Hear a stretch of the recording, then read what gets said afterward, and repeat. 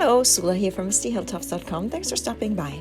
In this video, I'm working on my 4x6 Traveler's Notebook page that I called Blossom, and I'm using the My Valentine from Bella, that collection there, the digital version of it at least. So I have created this page in Silhouette Studio, as I do often with the digital papers that I'm using. I'm not always using digital products, but a lot of times I do. So I did create this page making sure that I have the papers where it's basically it kind of creates not a diagonal exactly, but a line that doesn't go straight from across both pages. And then I was starting, there is a layer of paper that would go underneath, but I'm making sure that I don't put the glue all the way to the edge there. Whereas with all the other edges, I put the glue right on the edge. But with this one, I leave a little bit of space so that I can tuck this strip of paper behind it. But I only need to start with just putting glue on one half of the paper, because then I want to still be able to cut it apart once I have affixed it to this side of the page there. So I'm pushing it slightly underneath, making sure that it sits well and is pretty even. Now I can go ahead and cut it apart, and so that I can actually work with the 2 pages there. But I decided to leave it as a whole rather than just cut it apart already with the way that I'm printing it.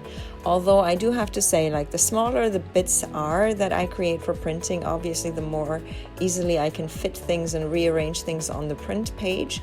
It's easier rather than having big bulky things. Then there's a lot of little spaces that are left over. So I do like working with smaller bits there. Here I'm trying to make sure that it's actually straight in the same line as the other one, parallel to the other paper there. I think it didn't work out exactly perfectly, but who cares? You can't really see it. You'd have to go with a measuring tape, I guess, to figure this one out. So anyways, now I'm ready to start embellishing the other, or putting down all the rest of the papers and the embellishment pieces. And so I have made sure that I ran a card across all the edges that are not outside edges of the book, but actually on the layout, and so that the edges are distressed. So I do that using a card. There are distress tools and all that, but I don't really need to do that. I just use a simple card to get the edges distressed. It could be any card. I use just a customer card from a local supermarket that I don't need anymore. So then I am ready to glue down the photo after I have put every layer that goes underneath, and I have that little title there that I stamped, and I used I'm not sure if I used a die cut for this to cut it out, or I might have just trimmed it with my hand, that paper flag looking thing on which I have stamped the word Blossom there. And then I have this little basket that comes with the collection, and there are all these flowers. They are stamped, and then I used a colored pencil to just color those flowers and also the leaves, and so they will be scattered across the page there.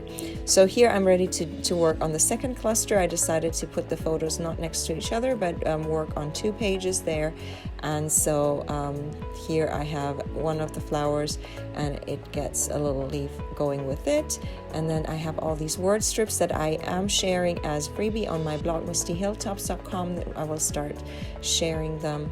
If they have not been already made available, then I will start sharing them very soon.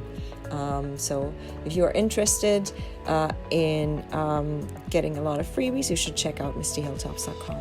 So here I am arranging these word strips. These are spring word strips, spring themed, and all I need to do is just I print them on heavy cardstock, and then I cut them out and just trim them into strips, and then as I need them I cut out the words so that they're easy to look through them. So I have used some of my very old Silhouette cut files that create little boxes and things like that, where I can just store everything very easily, and that helps me a lot with figuring out where my which word strips I want to use. So they're sorted by theme, and then I can just go to those little storage boxes there that usually they have several compartments, and I just pick what I need.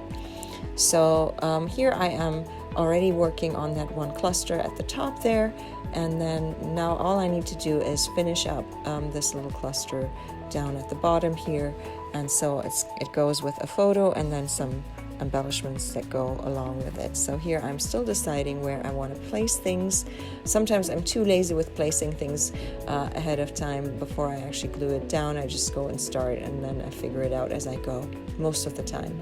When I create my pages in Silhouette Studio, what I mean with that is usually I just put the papers together the way that I want so that I can go and print it. But most of the other stuff I don't arrange in any cluster.